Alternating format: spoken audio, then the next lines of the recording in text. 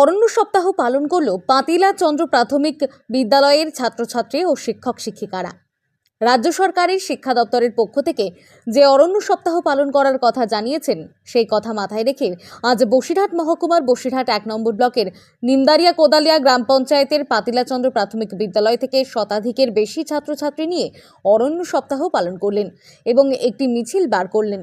গ্রামের মধ্যে ঘুরে ঘুরে সেই মিছিল অবশেষে স্কুল প্রাঙ্গণে এসে সমাপ্ত হয়। তাদের একটাই বার্তা, গাছ লাগান, প্রাণ বাঁচান। গাছ একটি অমূল্য সম্পদ, মানুষের জীবন বাঁচায়, মানুষের অনেক সমস্যা থেকে মুক্তি দেয় এই গাছ। এই নিয়ে প্রধান শিক্ষক বলেন, আমরা মূলত এই কর্মসূচি নিয়ে আজ একটি মিছিল বার করলাম। স্কুলের ছাত্রছাত্রীদের নিয়ে গ্রামের মধ্যে ঘুরলাম, তার কারণ সাধারণ মানুষকে এই বার্তা দেব যে গাছ অমূল্য সম্পদ, সেই গাছ আপনারা অবৈধভাবে কেটে ফেলবেন না। একটি গাছ একটি প্রাণ, তাই গাছ লাগান, প্রাণ বাঁচান। সেই কর্মসূচি আমরা আজ পালন করলাম এবং আগামী দিনে আমাদের যে স্কুল প্রাঙ্গণের মাঠ আছে, সেই মাঠের চারিদিকে আমরা বৃক্ষরোপণ করব। সাধারণ মানুষকে শুধু এইটুকু বলার, গাছ লাগান, প্রাণ বাঁচান, অবৈধভাবে গাছ কাটবেন না। এই মিছিলে পা মেলান প্রচুর ছাত্রছাত্রী থেকে শুরু করে শিক্ষক শিক্ষিকারা।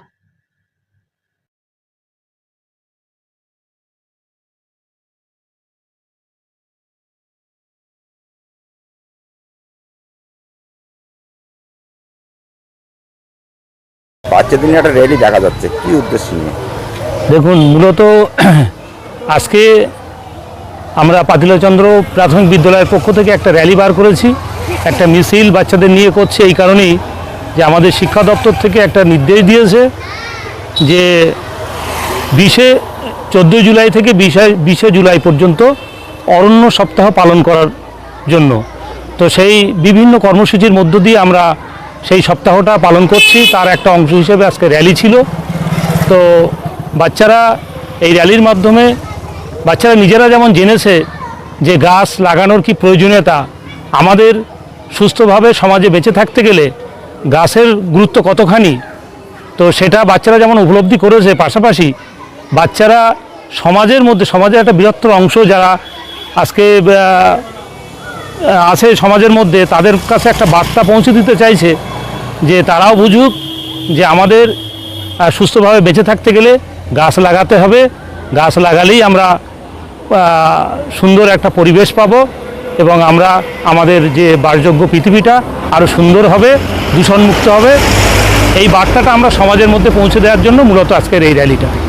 আপনারা কি আজকে কোনো বৃক্ষরোপণ কিছু কর্মসূচি করছেন? হ্যাঁ, বৃক্ষরোপণ কর্মসূচির মধ্য দিয়ে আমরা এই যে অরণ্য সপ্তাহ এটা সূচনা করেছিলাম।